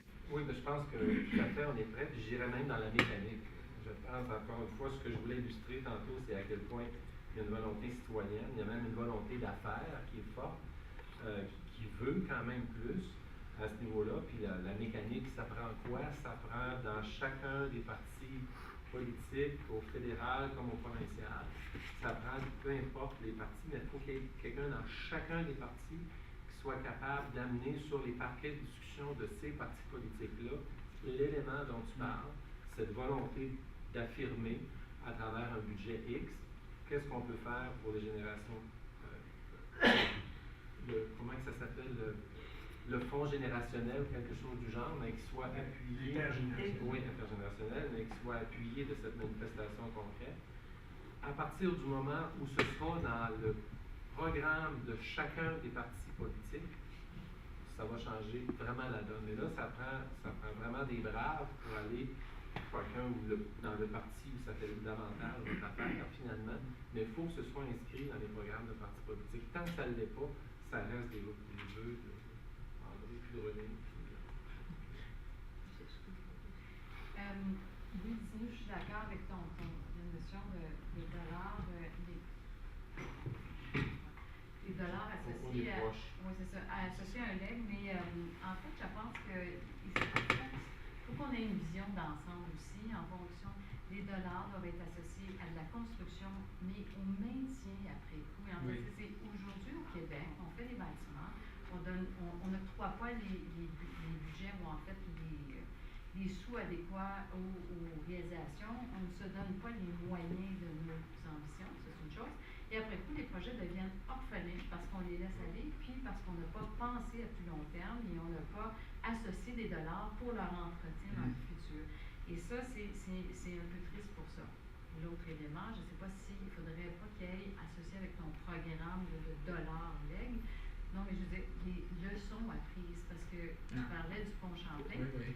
Et là, le pont Champlain, on est en train de le refaire sur la base à peu près du même modèle, c'est-à-dire on ne se donne pas des conditions gagnantes, puis on est en train de refaire un exercice de planification et de conception du pont Champlain avec des conditions qui ne sont pas idéales. Alors, c'est juste, on a de la misère à apprendre de nos erreurs. En fait, dans les rappels, le pont Champlain, l'aéroport de Dorval, il y en a beaucoup d'exemples. Alors, donc, oui, les dollars, mais des dollars pour la construction et l'entretien, et après tout, si on pouvait donc apprendre de nos erreurs, ça serait très bien.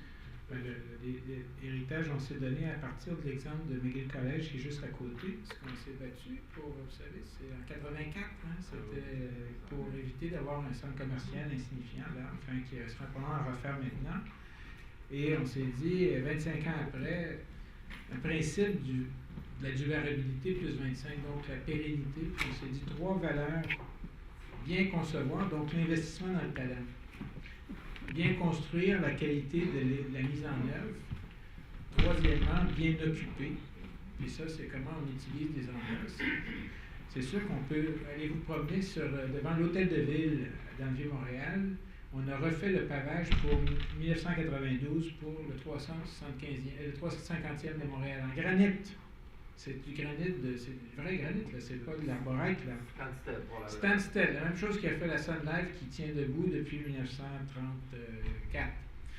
Eh bien, c'est tout défoncé maintenant parce qu'on a mis du granit puis on a envoyé des chenillettes là-dessus. C'est comme si on essayait de se promener avec des chars d'assaut sur les pavés de basilic.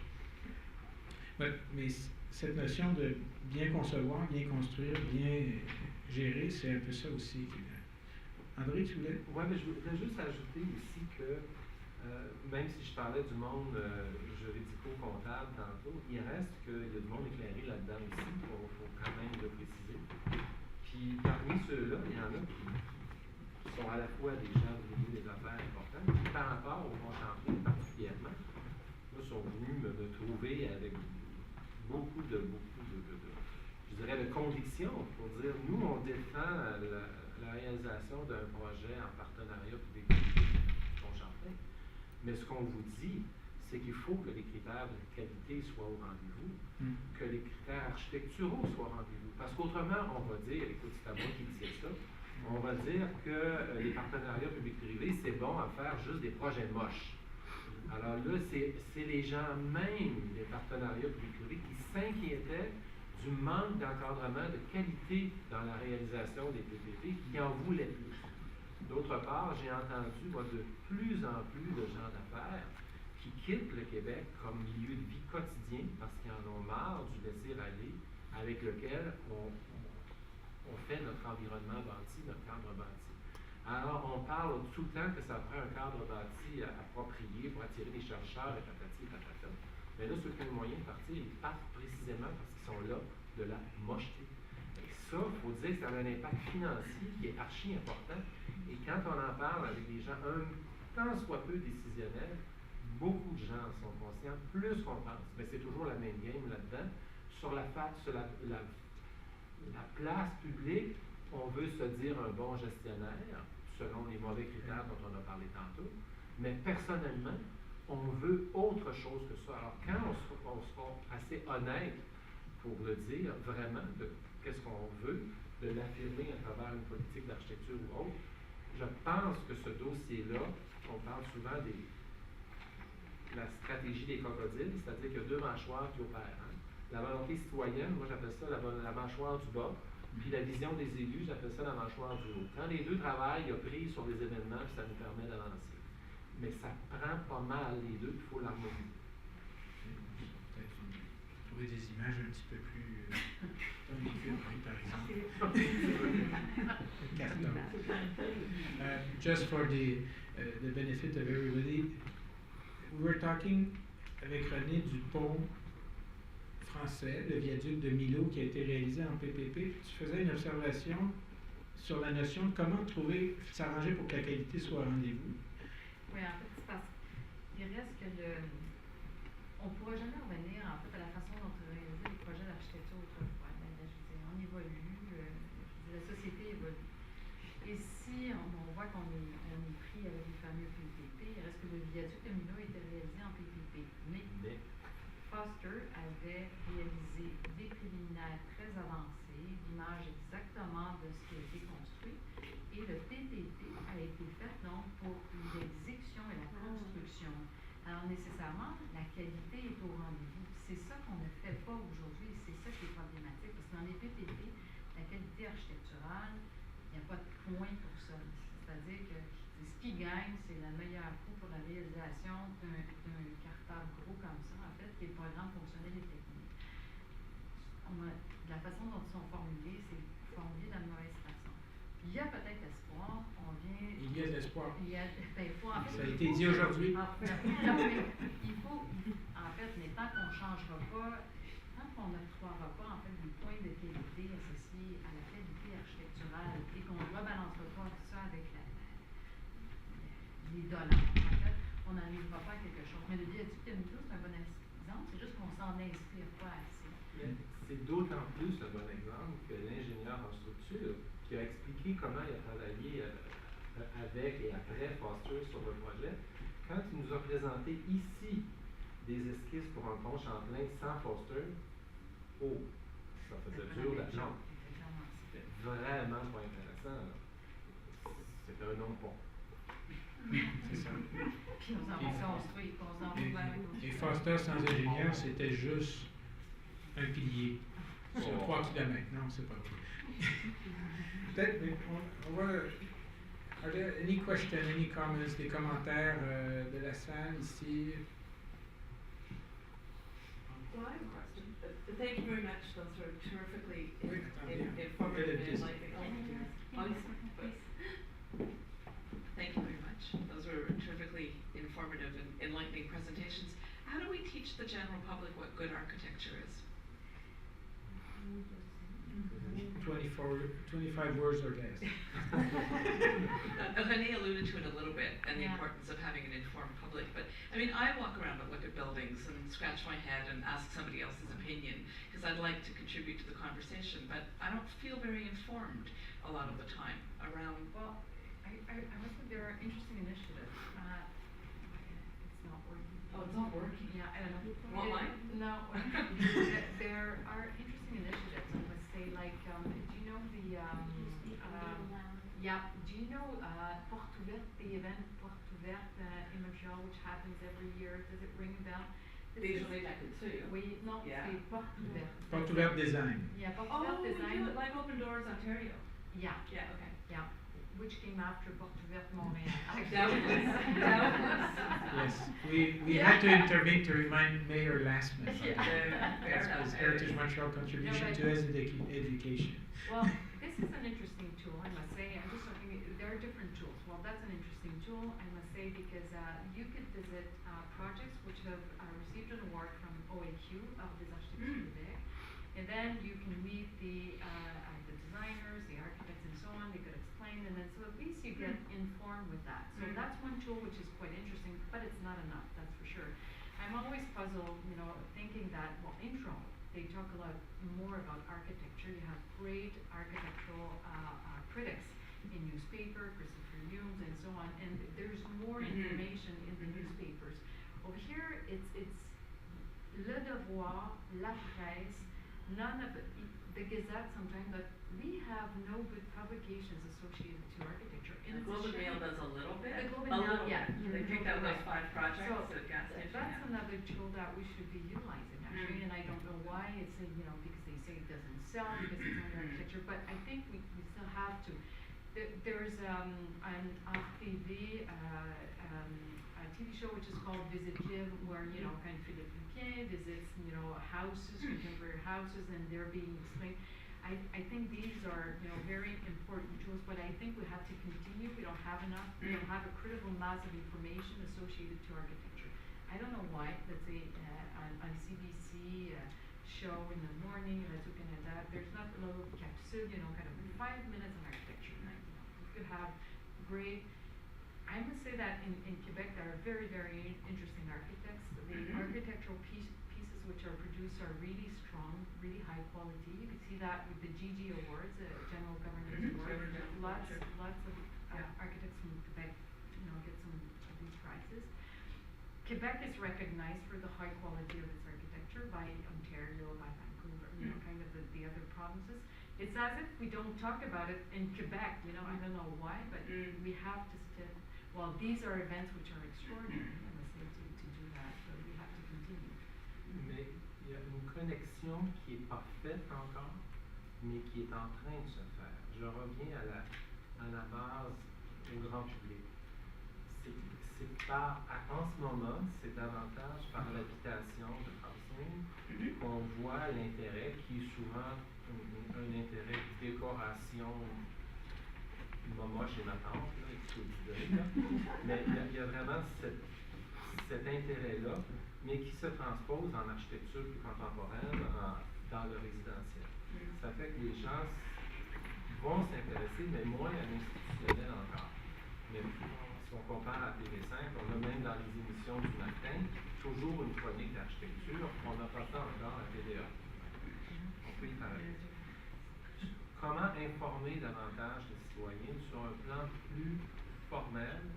Il y a quand même une importance d'éduquer les membres des comités consultatifs d'urbanisme des villes. Ici, à Montréal, vous avez des architectes qui sont sur ces comités-là. Il y a une dynamique beaucoup plus érudite par rapport à l'architecture et à l'acceptation des projets.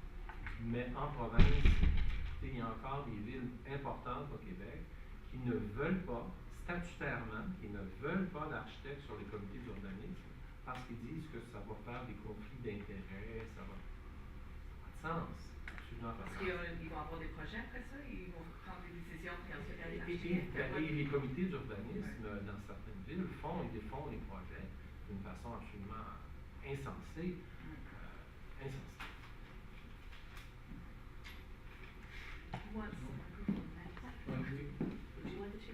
Commentaire. Madame Sauvage. Oui, bien, juste pour Micro. on soit un peu plus optimiste, j'aimerais ça que vous nous donniez, je sais pas moi, 5 exemples de legs qu'il y a eu depuis 10 ans à Montréal. On considère quand même que ça n'a pas été totalement mauvais. Il y a la caisse de dépôt, ça c'est une évidence. Est-ce qu'il y en a d'autres, quand même?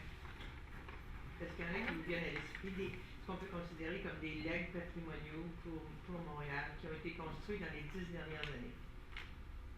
Dans les 10 dernières années. Oui. J'allais plus loin que ça, mais Bon, peut-être, 15 je ans. voulais parler d'un au Bon, moins. depuis l'an 2000, maintenant. OK, Mais, l'an enfin, 2000. C'est un trop beau vieux chiffre. peut-être que je vais adopter, là, mais il y en a, évidemment, il y a l'édifice IBM René Lévesque. sur René Lévesque. Moi, je trouve encore un édifice en hauteur qui fait bien le travail, qui a l'association du granit et de l'aluminium est assez efficace et a bien fonctionné, etc. Bon, mais ce que je voulais parler pour son caractère, même controversé, okay, parce que tout n'est pas parfait, mais un bâtiment qui a fait époque et qui, dans ses changements heureux et malheureux, continue à marquer son secteur de ville, c'est le complexe des Jardins. Je trouve que encore une fois, heureux et malheureux, mais il est là. Et on est en train de le massacrer maintenant. Oui. On est en train de le transformer pour qu'il limite le Revenu Canada à côté. Ouais, c'est ça. Je te laisse aller, j'en ai énoncé plusieurs, là, mais dans son époque, malgré tout, comment on le voudra à long terme? Est-ce qu'on le ramènera fermé sur lui-même comme il a été conçu au départ? Je pense que ça serait une erreur, personnellement. Est-ce que la façon dont on l'a ouvert, c'est la bonne? Pas sûr non plus. Mais je pense que ça reste un bâtiment pour ce secteur de ville qui est extrêmement important. Moi, en fait, une des réflexions quand on a commencé sur laquelle c'était de dire, à Montréal, pas dans les 10 dernières années, mais que de très beaux bâtiments à Montréal avaient tous été faits par des architectes hors Québec, c'est-à-dire la place Ville-Marie par ANP, la Tour de la Bourse par Nervi, après Couilleville Marathon par... oui, c'est ça. Alors, mais quand même, donc eux, en fait, à la caisse à l'époque, s'était dit, essayons de donner, en fait, à des architectes d'ici le moyen de faire quelque chose comme de stature un peu plus internationale. Ça, c'est intéressant comme réflexion parce que c'était la réflexion par rapport à Montréal en référence à ce que tu dis, en travaillant sur Expo 67, c'est sûr qu'à l'époque, dans les années 60, il y avait une effervescence extraordinaire au Québec. D'ailleurs, je me demande comment ça se fait qu'on n'est pas capable de retrouver ça. Parce que, peut-être le maire, je ne sais pas trop, mais je veux dire, non, je m'en vais à 1977, en fait. Il y a eu beaucoup bon, tu parlais du complexe des Jardins, mais c'était le Québec monumental. Hein? Je veux dire, on faisait la place Bonaventure, le complexe des Jardins. Il y avait quand même beaucoup de recherches, évidemment, la place Ville-Marie à la même époque, mais il y avait une recherche, une volonté de se dépasser, de créer, etc. Aujourd'hui, on a des très bons architectes, en fait, au Québec. Société Erod font beaucoup de très beaux projets. En fait, en face, il y a l'école de musique. Il y a l'école de musique en face. Ils ont plusieurs très beaux projets. Darren Gagnon vient de terminer une bibliothèque, la bibliothèque, je me souviens pas son nom, Marc Favreau, en fait, très, très travaillé au niveau de la structure, au niveau de l'enveloppe extérieure, c'est vraiment très beau. Le Musée des Beaux-Arts s'est donné les moyens de réaliser une intervention aussi plus de qualité, en investissant des sommes adéquates pour réaliser un bon projet. C'est ça qu'on a de la difficulté au Québec. Au Québec, au lieu de dire on met des argents adéquats pour réaliser un bon projet, on dit faut pas que ça coûte cher. C'est ça qu'on dit, on commence de cette façon-là. Il y a des pavillons universitaires qui sont intéressants, beaucoup de créativité, notamment à Longueuil, là, par Marie Troy, en fait, l'université. Il y a de très bons architectes, en fait, au Québec, de très belles réalisations, mais comme c'est pas diffusé, on devrait être fiers, en fait, parce que il y a beaucoup de gens hors Québec. Moi, je me promène beaucoup, là, je vais à Toronto, à Calgary, aux États-Unis, puis on est très, très respecté au Québec pour la qualité architecturale et pour notre très grande créativité, parce que ce que les gens, les confrères disent, c'est avec le peu de moyens que vous arrivez à faire de belles choses. C'est comme si... et ça, on ne le sait pas, puis on ne le célèbre pas. C'est ça qui est triste ici au Québec. On a récemment, j'ai fait travailler des étudiants sur à côté du site d'Expo 67, sur l'avenue Pierre-Dupé, etc. Puis on les a fait retourner dans le temps, aller voir toute l'histoire, etc. Et ces gens-là, le regard, ce sont des gens, en fait, des étudiants chinois, coréens, en fait. Le regard qu'ils ont par rapport au Québec, ce qu'on a, la créativité, et en fait, toute l'effervescence, c'est extraordinaire. En fait, nous voir par les yeux des autres, je trouve que ça nous manque. Ça nous rendrait plus positif. Là, on Je pense aussi qu'il y a pas, en Europe, par exemple, il y a un phénomène de vedettariat avec les architectes. Là. Des Renzo, ce sont des personnalités, des vedettes, le grand public les connaît. Ici, c'est pas ça. C'est pas nécessairement la bonne voie, mais ça aiderait quand même. Ça existe. Il y a quand même un certain. Il y a des architectes que d'autres. Peu nombreux. De Monsieur Tout le Monde, là. Oui, mais tu vois, comme Denis Arcand qui vient de faire, Thibault, il vient de faire etc. Quand je peu de disais, gens connaissent Pierre Thibault. C'est parce que Denis Arcand parlait de son parce qu'à part des gens qui se sont fait construire des maisons par lui, là, il y a une élite, je pense pas qu'il soit... C'est vrai, puis les trappistes n'ont pas le droit de parler, fait que ça fait pas des grands ambassadeurs. Mais peut-être une dernière, Claire. Do you think it's a good idea to recommend to LEED that they put a greater section for durability and also heritage so that people can get points? They seem to love getting points for buildings. In the LEED system. In the LEED system. Yeah, I think they have. Maintenant, dans les LEED, il y a les nouvelles générations, il y a une espèce de considération pour les neighborhoods. Est-ce que le patrimoine est là-dedans ou l'idée de. C'est quoi le cycle de vie dans LEED? Est-ce qu'il y a une considération pour le 50 ans ou c'est juste la gestion des poubelles sur le chantier? That's the problem, I think. LEED is not a trend because there are good things in LEED, but the problem is that, under the cover of having a LEED building, there were shitty buildings that were built, literally. I mean, literally shitty buildings. It's awful, And during a couple of years, people were saying, well, we have a LEED building, it's extraordinary. No, it wasn't.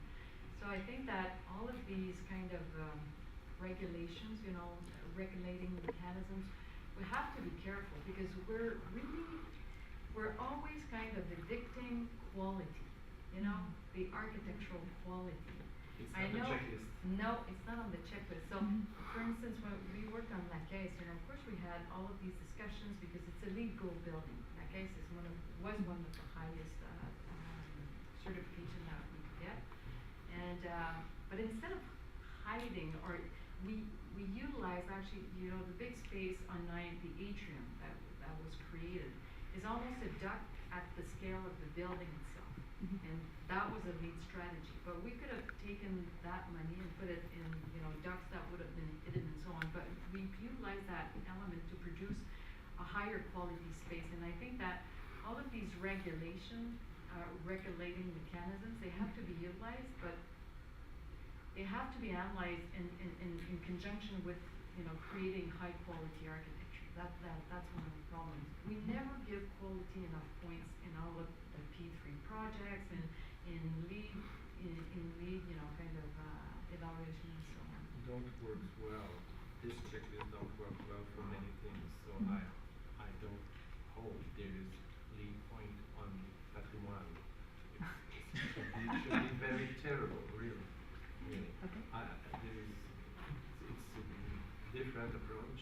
There is some approach Washington and United States sector not appropriate to here, and I think we can do a really better job than following this checklist. Really amazing. Costs a lot of money, and it's preferable to put this money on the building, on the quality, instead of this kind of certification. We worked with a municipality. We worked with them to create a certification, but the municipality gives you money. It's not you give money. It's absolutely reverse. And we create a different certification. But if we won't change something because everything is perfectible on time, we can do that.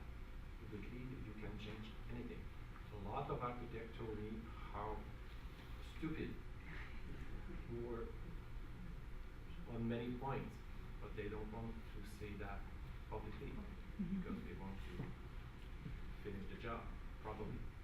But at the end, it's not really efficient, not for sustainable development, and overall not for architecture.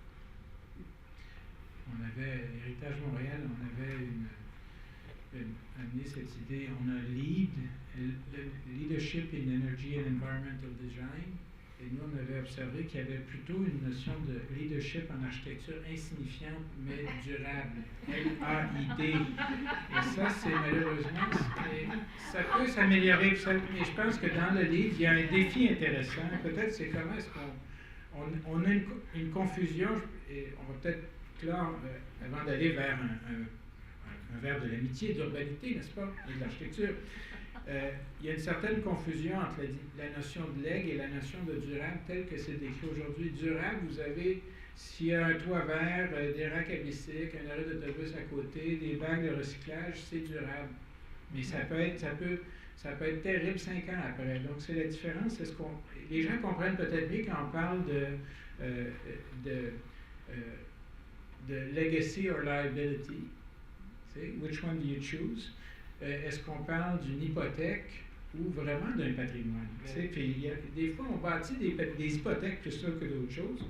Mais je voudrais peut-être simplement pour permettre qu'on ait cet échange un peu plus informel, remercier nos deux intervenants, René Daou et André Bourassa, pour non seulement leur prestation, mais leur engagement. Parce que ce que vous voyez, là, ça a duré 20-25 minutes, plus l'échange ici, on fait le calcul, mais en fait, ce sont des décennies à la capitainerie d'une cause qui n'est jamais perdue, et je pense qu'on doit les saluer pour ça, parce qu'ils aident à changer le monde, finalement. Ils travaillent pour une meilleure patrie, qui s'appelle la Cité humaine. Alors, merci beaucoup.